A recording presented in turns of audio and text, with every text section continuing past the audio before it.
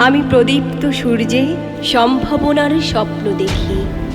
আমি নিজের ভাগ্য নিজেই লিখি। আমি সব ক্লান্তি ভুলে খোলা আকাশের নিচে দাঁড়াই। আমি বর্ষার প্রথম বৃষ্টিতে নিজেকে হারাই।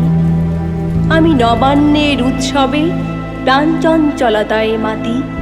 আমি রুক্ষ শীতে একটুখানি উষ্ণ অনুভূতি। আমি এই পৃথিবী বদলে দিতে পারি। আমি একজন আত্মবিশ্বাসী নারী।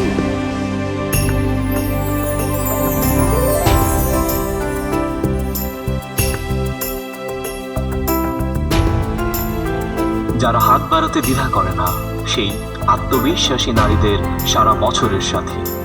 Fair and lovely body fairness milk.